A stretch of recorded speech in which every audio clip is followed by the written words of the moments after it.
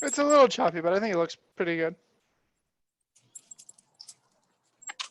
So again, I think the two big things that stuck out to me is when I have them start at the catch, I really like to have them locked in. So locked in terms of the blade being locked in, but also locked in terms of having their lats engaged so that there's no extra movement to pick up that slack before they start.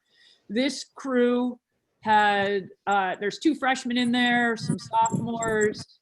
They didn't get it because I didn't give them instruction.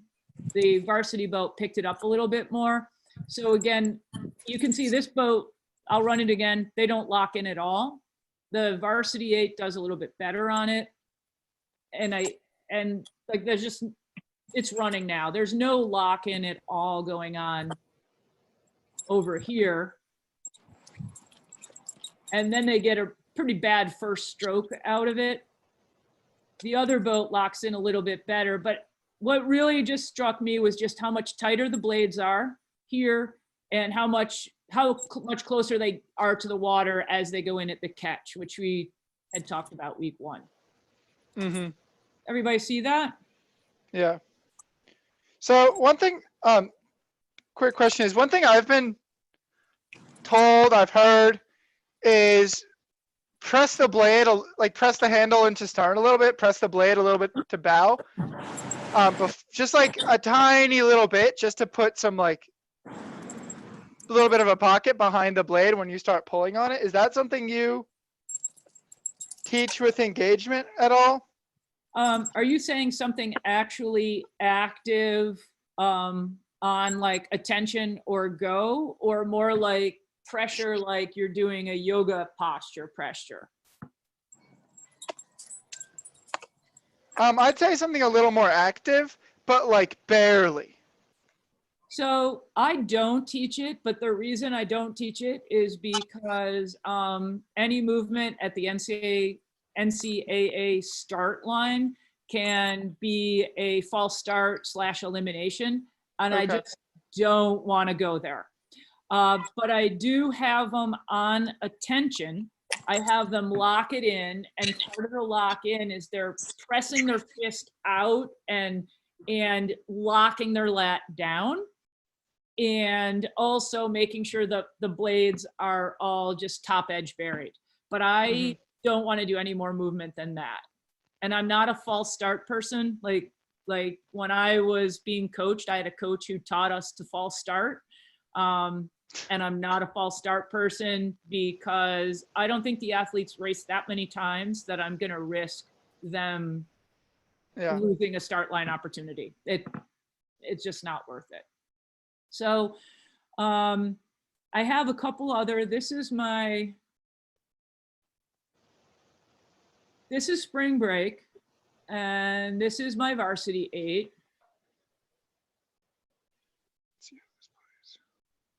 And just a regular. Do you want to try, can you hit like Command F or whatever the full screen button is? I have no idea how to do that. Command F. Aha, is it better? A little bit, yeah.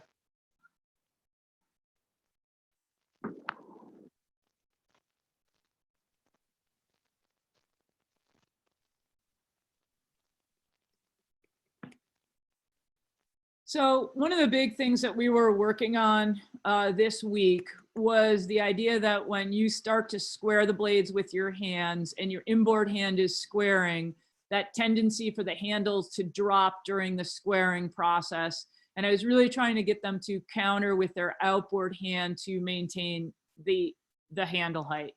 So as I'm getting this square up here, I want to see the bottom edge of the blade moving toward the water. And it's not, it's going level.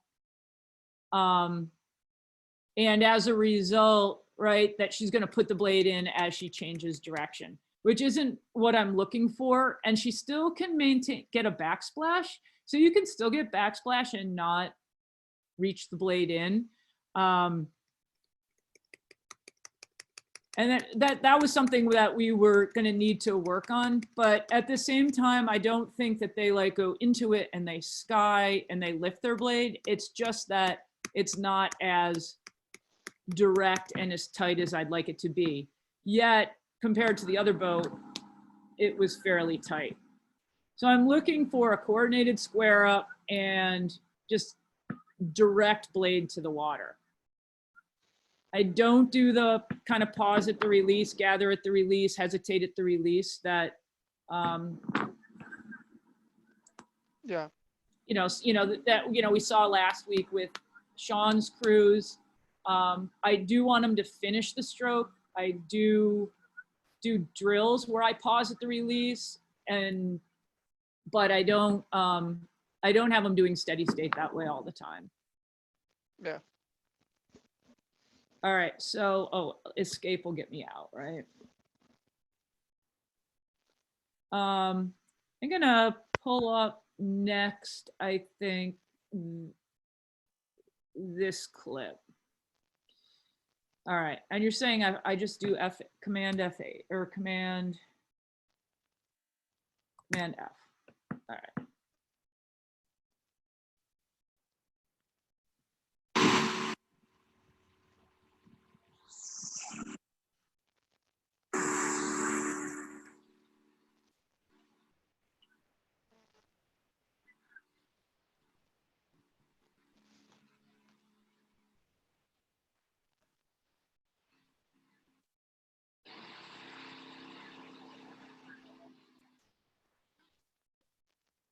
So what crew is this? So this is actually the Marist Varsity 8 crew from their winter training trip. So this is one of my son's friends, Allison Cam Grover. And I actually pulled this, I actually asked him for some video because I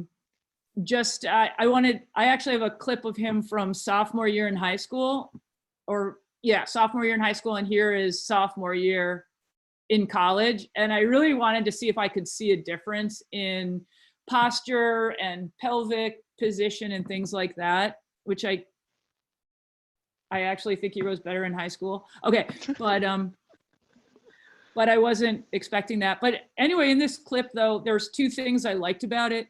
And again, we have a chance to look at the blades going in. I had to move all of you guys on full screen over to my left because it's really the stroke seat that I like how he catches the best. So I'll let it run regular speed.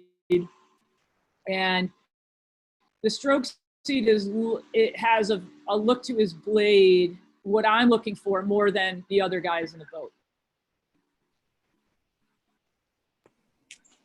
Hey, Becky, which seat is Cameron sitting in? He's sitting in the 4 seat.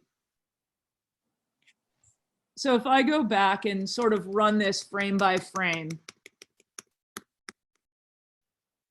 and I think what I really like about this blade is that as he squares, now some of these blades right now are closer to the water, but as he squares, his blade right there is moving to the water as he compresses. And if I go back into like Cameron's blade, there his blade is not moving toward the water any longer. And I get a little bit of a change of direction. Mm-hmm. All right, so he's further away from the water at that point, but blade, and I like the entry of this blade. If I move all you guys over and I look at the 4 seat and the 2 seat, I have to keep moving. I probably can get rid of you all. There we go. Oops, I think I'm at the end of the video. And so again, here is the style of gather at the release, hesitate at the release.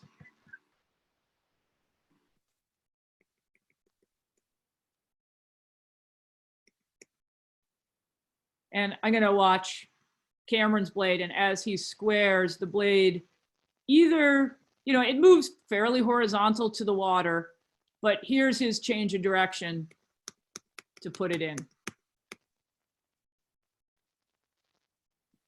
Mm-hmm. Becky, I think the other thing that I noticed that's subtle is that the stroke seat more than the rest of them seem to manage, like they all look, pretty good, but Yeah. the stroke seat carries this blade just a hair higher off the water, and it really gives, as you watch it travel that recovery, it really looks even more horizontal because everybody else has to sort of lower their hands just slightly to square the blade, So I love that, right? So I love half slide pausing where I make sure they have good downward pressure on the handle and they're keeping the blade up off the water enough so that they have the space that they need to get that square in place in. Mm-hmm. Totally. That's a cool idea to do a half slide pause. And I mean, people do this, but I've never thought of it with the intent of a square feather go, just to like almost a height check. If you can't, Yep. Yeah. I do that in the fall with my freshmen, like with the novices, where I just am like, okay, that's where you want your hands to be. We also have, we don't have tanks on campus, but we have these rowing stations that they cantilever over the edge of the pool. And so they have like basically a gunnel and an oar handle. And I spend a lot of the winter when they're in the pool station saying, keep your handle almost parallel to the gunnel. So they really aren't parallel, it's just almost parallel. And that cue helps a lot with downward pressure on the handle to find that right handle height. So I'm gonna play this video some more because the other thing I like about this video is I like the way that the bow of the boat is moving. So remember I said last week with Sean with how much that boat was bouncing up and down. And I know a pair or a double is going to bounce more than an 8 or a quad. And these guys are hesitating at the release. But I spend a lot of time watching my crew from this angle right here, like where I actually I always see the bow of the boat. I always want to see how that's moving. And then I watch the rowers in the boat almost to a flaw because I find it safer to ride on the port side of the boat because I shove them to shore versus shoving them into oncoming traffic. I really have to force myself to go behind the boat and watch from that angle in view because I think it's really valuable. But this is my favorite view of watching a boat because I think over time, what I've learned the most is that it's not always what the people are doing moving in the boat. Yes, they have to move together, but it's really key on how the boat moves. And I have a couple other videos, but watching this bow move here, it has a fair amount of forward movement. And when they come up the recovery, it doesn't go forward per se, but it doesn't move backwards. And I like how this boat is moving, even though they pause at the release. I don't see a lot of up, down bounce. Mm-hmm. My guess is heavyweight men in a pair and a double are going to really, their body weight's just going to bounce the boat. So I have a couple other boat run videos. And like, I can pull anything back up. This one.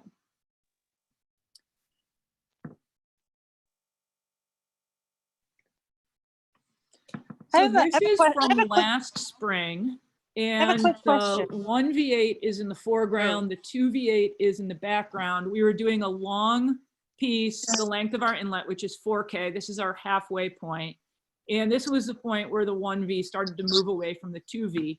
But again, the thing to look at here, because I know it's probably fuzzy and it isn't going to matter in this, is that this boat has significantly more boat run than my 2V. And they had, and they were significantly faster compared to the field, like the 1V, 2V field.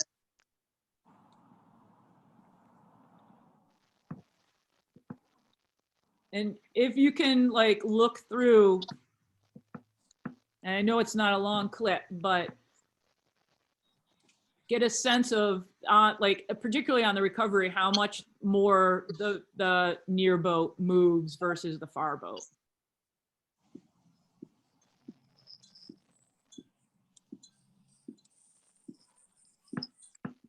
Yeah, it looks like.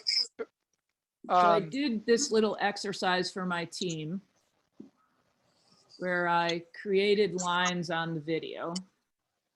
I learned how to use Command F today. Pretty good.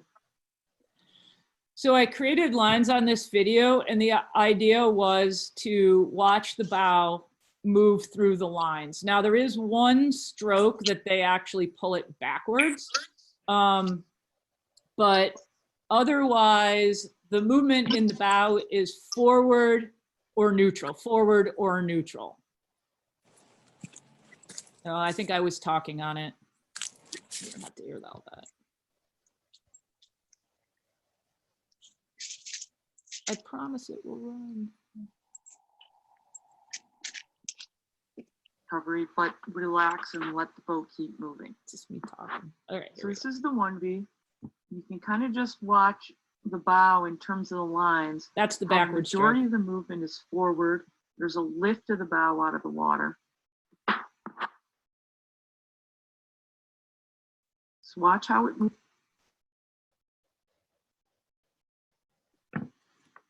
So on the drive, it surges forward. You know, on the recovery, I want it to stay still. That's the one backward stroke. I don't know why they had one backward stroke. Oh my gosh, I have like so many. You guys are, all right. I think, Becky, can you hear me? No, she's on mute right now, but I think she just saw the chat. I'm stuck. Okay, there we go. I think she saw the chat.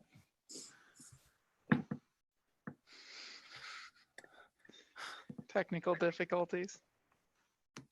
All right, so that's the 1V in the background. This is the 2V. And Maybe not. again, this was supposed to be a comparison to that other video. And it's really just showing a boat not having boat run. And each time they surge the boat forward, and on the recovery, the boat goes backwards again. So there it moves backwards. See, it hardly moves, it's moving backward as much as forward.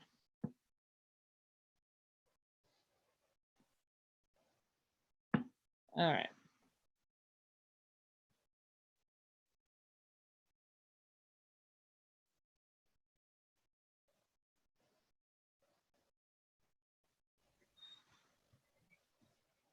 All right, I'm gonna hop out of share for a minute.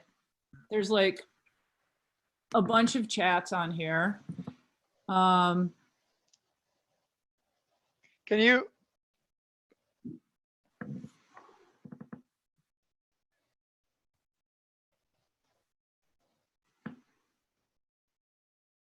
Does anybody have a real question, like versus a chat question?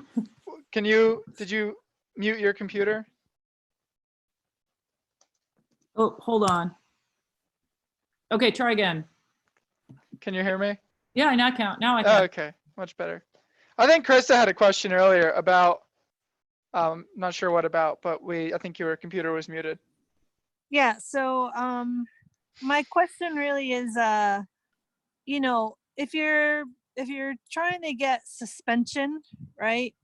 And I know that means you're not actually coming off your seat, but your weight, your weight hopefully is on the face of the blade and not riding dead on your seat. So as you come to the finish and you quote unquote land your suspension, like how do you do that without creating bounce in the boat? I think you do, but I think that the bow on the drive comes out of the water and it settles into the water, and it comes out of the water and it settles into the water. And I think in order to really keep it from bouncing like this, when you come into the release, you need to make that change of direction in a way that you're not putting the force into the bottom of the boat. I think the bigger and the heavier you are, the harder it is. Okay. Would you say that potentially relates back to some sort of, I don't know, like I'm thinking about force curve on the erg, like, you're on it, then off of it, or you're squeezing it out through the end and sort of settling the boat into the finish more so than just sort of dropping the pressure off the face of the blade. I think maintaining pressure all the way to the release will keep it more horizontal than like dropping off the pressure. Okay.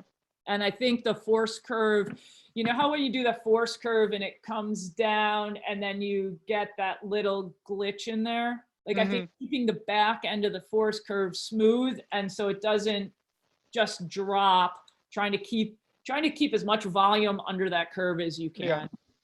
Yeah. That makes sense. Becky and Dave, you guys know Ricky, right? Or Yeah. at Con.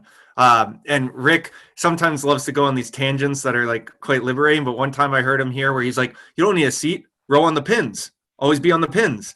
And I don't know, as you were talking about it there, I mean, it's an interesting thing, and it might be this like ultimately undoable task, but the idea being of even as your weight starts to arrive on the foot stretcher, I'm thinking of that Maris clip that you showed, Becky, but if like the guy, if the guy's doing a better thing with the blade and if it's in the water, you stand a chance of whatever you actually put on the foot stretcher actually gets mounted on the blade, and then you really do, the majority of your weight gets on the pin rather than on, you know, any one part of the structure. Is kind of a neat thing. Like in terms of the light on the seat, I definitely, you know, use the cue like get your bones off the seat, but keep your meat on the seat, you know, like keep your glutes connected so that, you know, you aren't popping off your seat, but I like that. That is cool. Yeah, that was good. but you want to lift your bones off. Like those do want to come off and just to get that idea. Have you ever done the exercise on an ergometer where you put a piece of paper under like one butt cheek and then on the drive you try to pull the paper out? Yeah, I love that idea too, but I'll just have to say I can never say that to my men's crew. I'll never be able to say to them, keep the meat on the seat. That's true, but I don't think I've ever said that to my crew, but that's, you know, that's it, you know. Becky, that just reminded me of in one of these US rowing webinars, Jesse Foglia gave one, and I've done the classic suspension thing before where either another athlete or a boat strap, you hold the handle. And I was telling Nicole, who's with us today, but what he did that I never had done before, even though it seems so simple, was continue that process through the rest of the drive. Because a lot of people can stand up off the foot stretcher, and this goes to your point of just get your bones off, but not all your meat. But a lot of people get trained, they just take everything off the seat and what goes up has to come down. And so he lengthened out a boat strap and somebody had to try to suspend at near the end of the drive, like you were talking about holding pressure on. And that's surprisingly harder for people to do than they anticipate, you know. I don't know. But it all seems to come together. It's cool. Yeah. Yeah. I asked a quick one. Was that Coach's eye that you used to draw the lines? Yes, I use Coach's Eye to take my video. It's pretty easy to deliver it to the athletes. I can take video where I either talk on it and then just deliver it to them directly, or I won't say anything and I'll come back and I'll re-record and I'll either put lines on it or I'll do slow motion. You can frame by frame it, and I've gotten to the point where I pretty much take clips that are ideally 30 seconds long and I keep them less than a minute so that I can get them to the athletes quicker. But then, and it looked like you had it on your hard drive, so then you can export it. Because my one thing I've seen it used before, but only reason I haven't is I kind of always like to have a hard copy of something, and it seemed to live in their website, but it looks like you are able to download it. Yeah, so I exported it and then I just airdropped it.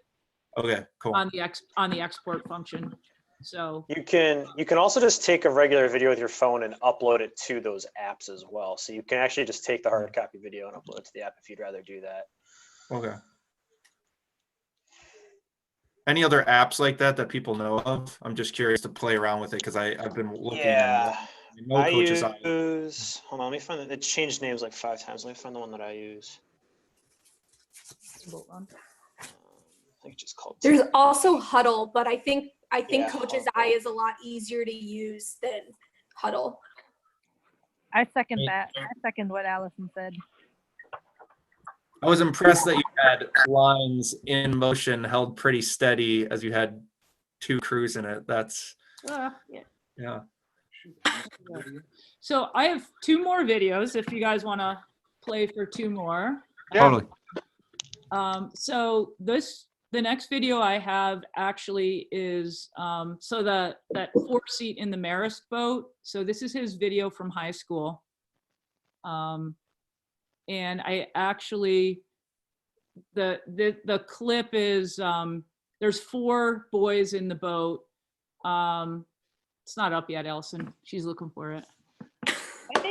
I think there's 3 of us have coached Cameron There we go. in middle school and high school. So there's 4 boys in the boat. The stroke seat rowed for 2 years. The 3-seat rowed for 3 days. And the bow pair rowed for, I think, a spring season. And these were friends of my son. And I did like a little week-long camp to keep them busy one summer.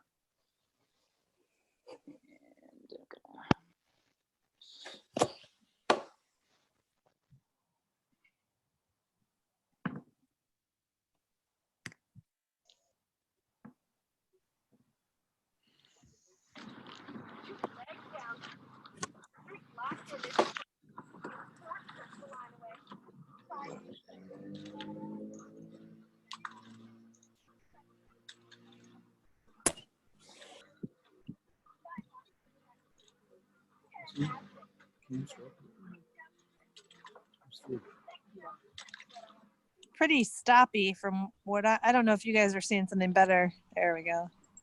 Oh, it looked pretty good for me. So this is the fellow that was in the 4-seat. And I told you, I thought I liked how he rode better in high school than in college. And I promised him a video review session with him for letting me use his video. But what go back.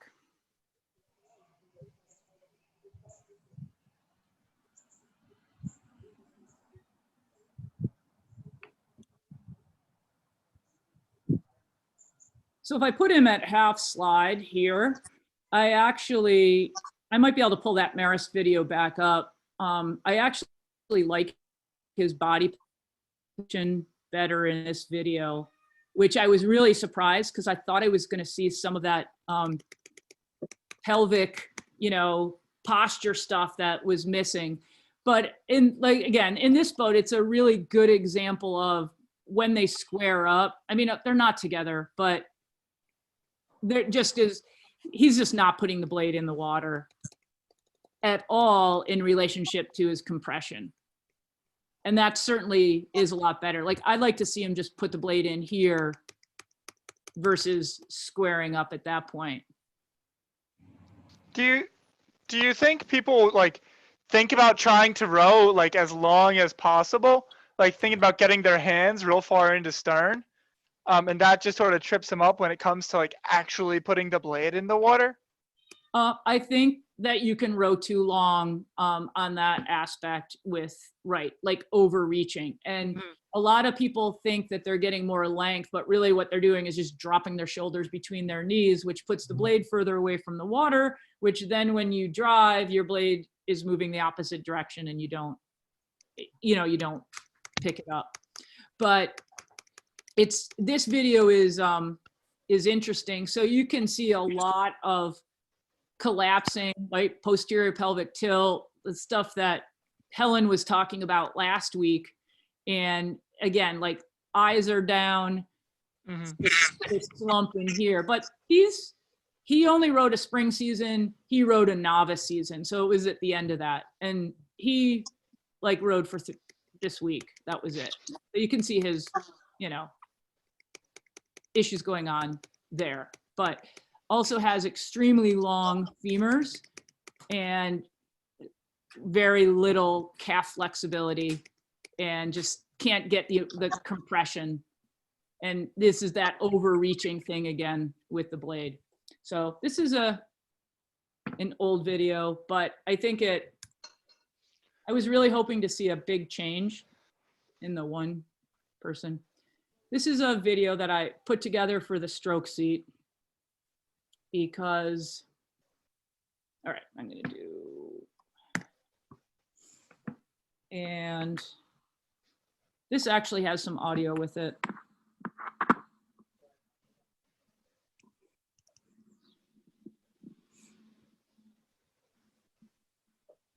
Well, maybe it doesn't. So the thing I really wanted her to be looking at was this, again, back to that square up. And this is done in coach's eye again. But this where she squares it up and the blade actually moves up and away from the water, which is a function of a little bit what's going on in her pelvis. Oh, and I just backed it up there. A little bit what's going on. She's trying to reach. This is the line I want to the water. And this was a video for her to just take a look at what her blade was doing. So I'd like to see the inboard shoulder lower than the outboard shoulder. She's kind of reaching through the body with that. She does 721 on the erg. She's a freshman. I'm very excited about her. And she was stroking the second varsity 8 in that clip.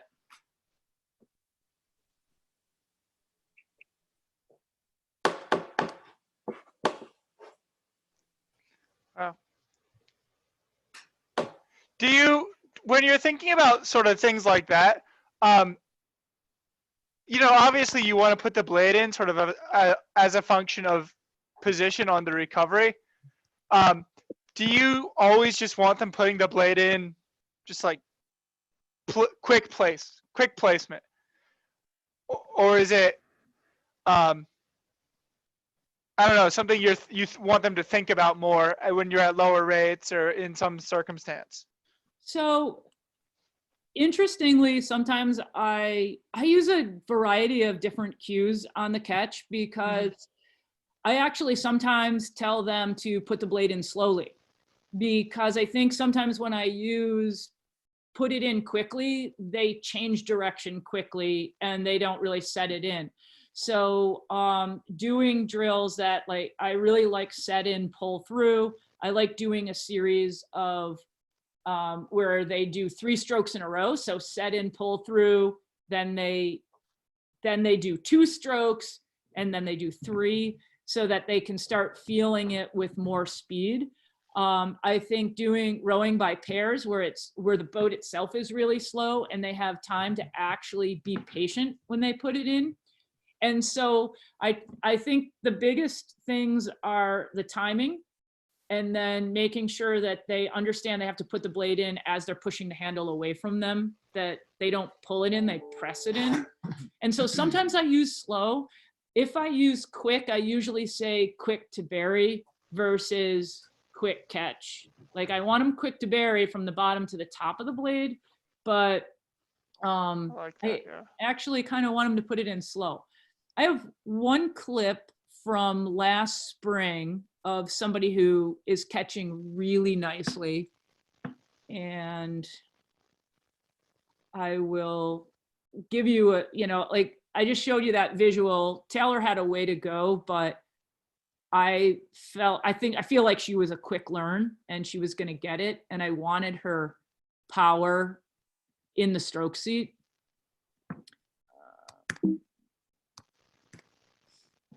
All right, so looking at the stroke seat right here. Yeah. In this boat close to us? In the near boat, yes.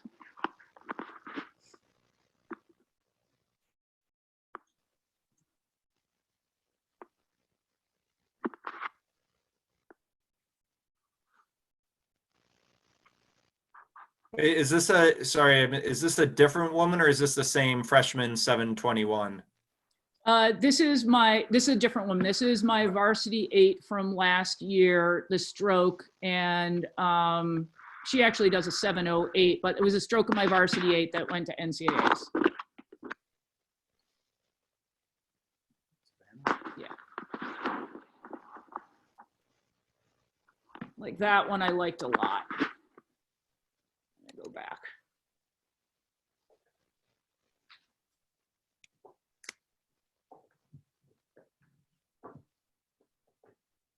Nope, not that one, the one before it.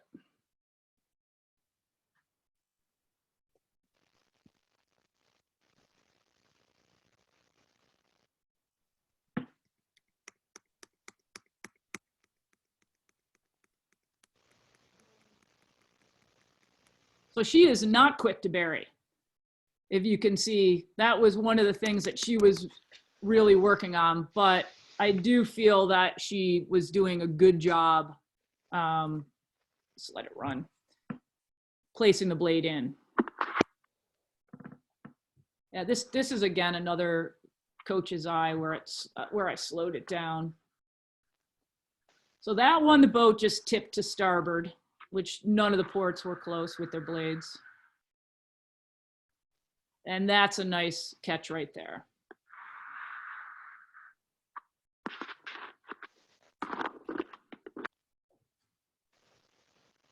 So, Becky, if we compare the two, one thing I was curious about, because I mean, it's a weird thing to say, but like I'm very into the pelvic orientation. I'm into pelvises right now. But when you were saying it about the shot before that one with the first year with the 721 erg, and you were talking about the relation of it, I'm curious to hear your words and where you think it comes into play. Like if somebody's pelvis is posterior, then I'm guessing it leads to them having to reach more through the thoracic spine, shoulders are coming down more, and then all of a sudden that gives them that it's hard to have a sense of staying up or staying horizontal at the front end because they're compensating for a pelvis that's still in the bow kind of. I actually think she is getting at the release, posterior pelvic tilt and collapsing. And when she comes into the catch, she's getting anterior pelvic tilt by overreaching. Like I actually think she's doing both ends of it. I'm gonna see, I was gonna see if I had.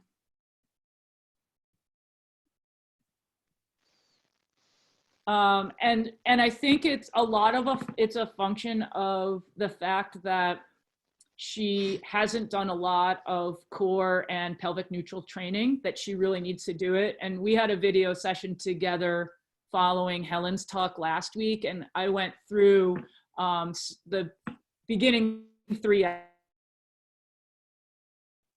exercises with her. I also put together a little video that I showed to my team today, which I could pull up, it's not very long, to kind of explain the pelvis if you want. Yeah. If you're I'm into, intrigued immediately. into the Yeah, pelvis. I would like to see that. That seems really interesting. I know I personally have a bunch of kids that just like, I never thought about it so, I guess, so pelvis focused, but just sort of as a position to like think about, you talk about sit bones a lot, but like where that really comes from is the whole, the entirety of the pelvis connecting the legs to the torso. That's where everything comes through.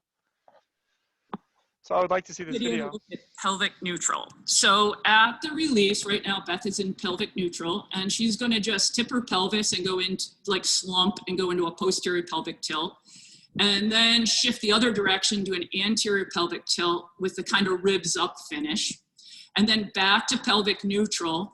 And then a drill to work out of this would be arms only holding pelvic neutral. And then Beth is going to come up to the catch. And again, in pelvic neutral here. If she tucks her seat too close to her heels, that would be a posterior pelvic tilt. And then if she goes the other direction and tips out and kind of reaches through the body and the chest drops down, that would be an anterior pelvic tilt. So back into pelvic neutral. And then a really good drill to do out of here is holding pelvic neutral, legs only. I like this. Can you put this on YouTube? And Yeah, Beth nailed it. slide rowing. And this is full slide rowing with pelvic neutral. Take 2 more. Yeah, this is great. Mistakes that people make when they first sit on an erg is not sitting on the seat the right way. So if we kind of roll back all the way to the beginning and have have some, if you're sitting on the seat.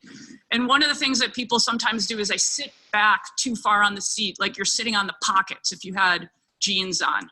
And that puts you in a posterior pelvic tilt right from the beginning, making it very difficult to hold neutral. So when you sit on the erg, you want to adjust your seat so that you're on your sits bone, the bones that are under your butt, and you kind of rock the seat back a little bit and tip forward. In this position right here has the upper body angle, and then if Beth rows, take some strokes, and then into the finish, just starting in that position makes it easier to hold that pelvic neutral at the release. All right. That was really good. Now, if you guys were really into that, I'm going to show you one more video. And this is the double from Worlds last year. And this, Justin is here, and he does a really great job of rowing, holding pelvic neutral. Eric doesn't do as good of a job.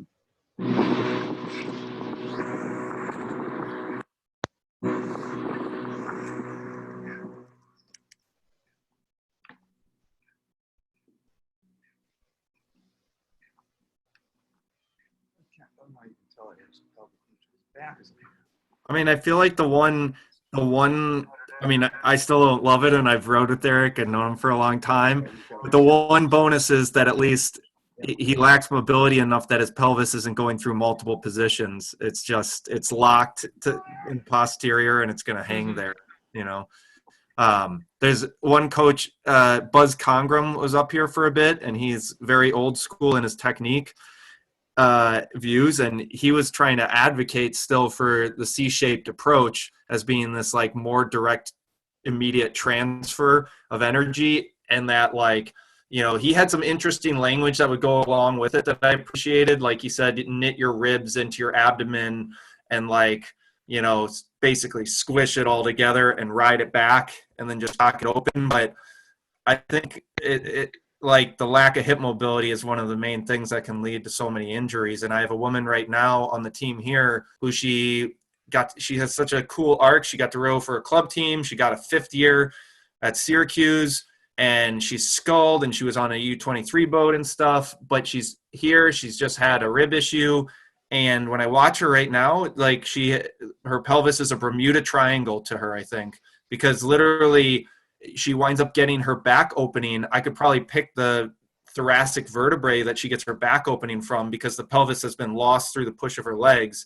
And she was wearing a Riverside uni the other day, and how the stripes unfolded was like crazy. There was no hip hinge. That's what I was going to say before when you were asking about it. I think why the pelvis is important is it actually shows an awareness of the hip hinge and like that power. Yeah. So Eric is an Ithaca alum, and we had a team meeting today, and we were talking about that. Like I showed that video, and we were talking about pelvic neutral, and Eric sent me the video of him and Justin. He's like, oh my gosh, I can't believe that's what you're talking about, because that's what I don't do well. And it was, the team really appreciated watching the video. And I really didn't say Eric wasn't doing it well. I kind of pointed out the stroke seat does it really well. And they really liked seeing what it looks like when someone rows catch to release in pelvic neutral. And I just thought that video was really good. So. Yeah. Pelvic. Oh, go ahead, Steve. Well, both of those are amazing back to back. Beth's example was really well done by both of you, and it is neat seeing both in one boat like that. Yeah. Is this, so thinking about the sort of the pelvic neutral, how that connects to everything with the Helen's talk last week, do you think that's going to change the way you go, like do your warm-ups in before practice, or the strength training or sort of mobility work that you do supplemental to erg and rowing? I think what it will do is it will change my focus. What I realized was our weight training program now, they're doing all body weight. and they have in it already bridges and bird dogs. Yeah. But when they do bridges and bird dogs, they're thinking about, you know, hip extension, or they're thinking about keeping the spine neutral and not letting the spine rotate. And I did those exercises where my emphasis was holding pelvic neutral, and it changes the exercise completely. We also do one of our warm-up exercise where the athletes, they squat, then they lift the right, lift the left, and stand up, which is basically an overhead squat. Again, I'd put my emphasis and focus on saying, when you're doing that exercise, focus on your pelvis and keep your pelvis engaged.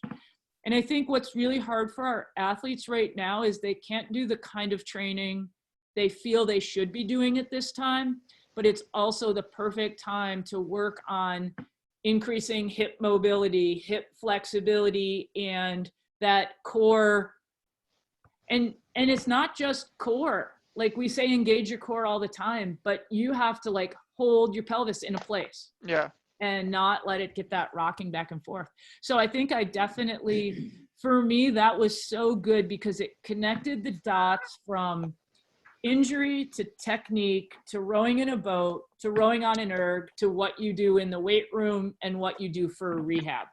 And like, to me, that became that, then it becomes really powerful because you can do it in all of those places. So I have a question. Are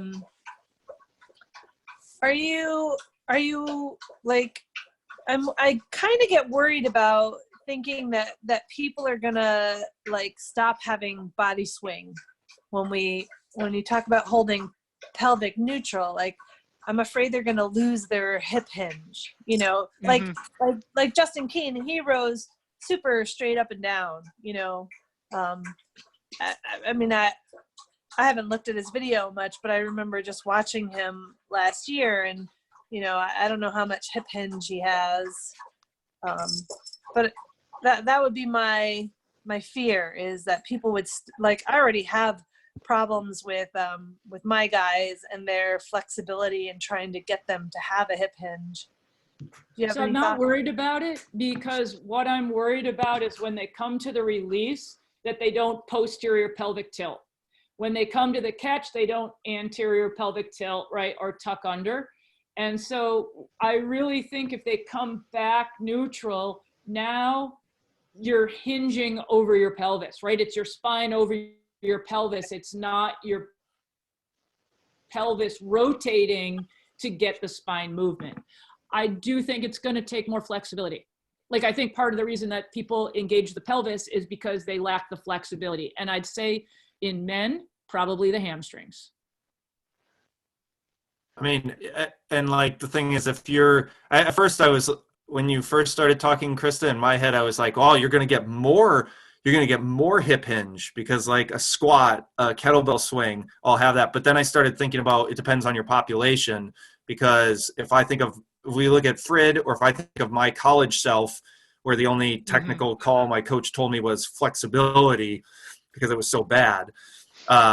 You know, it's not a choice at that point, but maybe by seeing footage like this, then people work harder at the, you know, sort of unsung physiology of mobility, you know. Yeah. Becky, one question. You kind of mentioned how your rowers feel that when you focus so much on this neutral spine that they're starting to feel like they can't get the right training in. How do you balance that, teaching the proper hip position and still getting in, you know, the meters that you need to get in every week to be successful? Okay, so I think that COVID-19 has made them feel like they can't train the way they want to train. And as a result, I've put an emphasis on some of the things that they can do now that take time to develop. Like, I think it's going to take them 6 months to develop better flexibility, mobility, and core strength. So I'm trying to emphasize to them to focus on some of the things that they can do now that are going to make them better 6 months from now. So I think a lot of the reason during the season as coaches, we don't do these things as much is because we're trying to teach them how to put an oar in the water. But we have the time now, and so like the talk last week, like got me very interested in some of these, you know, alternative training. Yeah, no, that sounds good. Would you say that this time's just sort of given us some space to work on more fundamental stuff that is sort of less immediate? Because there are no, we as coaches, we don't have any way to see any sort of immediate payoff, even if we could. You can work on more fundamental long-term stuff. Yeah, like I think, I mean, they can't go too hard right now or they're going to burn out. The things they can really work on are the long, slow, steady state. And if you're doing that on an erg, like mixing it up, like do a drill for a minute or two, then go steady state. Or row slow, like not slow, like low, you can row low pressure and just focus on the pelvis. Like, you know what I mean? Focus on some of that kind of thing. So yeah, we've really had to like rewind and back up, and we've got a really long preparation phase now going into our next round of racing. So yeah, that makes sense. Can you put that erg video on YouTube? Yep. That'd be great. Yep. I like that. I mean, yeah, that was great. And that's the other thing, as you were asking about, John, I feel like those two back to back, I mean, it makes me want to sit and do like pelvic tilts, you know. I'm just like sitting here in my chair, just like rolling my pelvis forward and backward. Oh man. Yeah, that was really cool. Thank you. Yeah, do we have anyone else have any questions? That was really good. Okay. I guess we'll cut it off here. Thanks everyone for coming. That was awesome. Thank you. Thanks, Becky. Yeah, that was really good. Thank you, Becky. Yeah, thank you, Very Becky. welcome. We'll do this again next week, and I'll be sending out an email on Sunday as per usual. All right. Thanks again, and talk to you all later. Cool. See ya. Bye.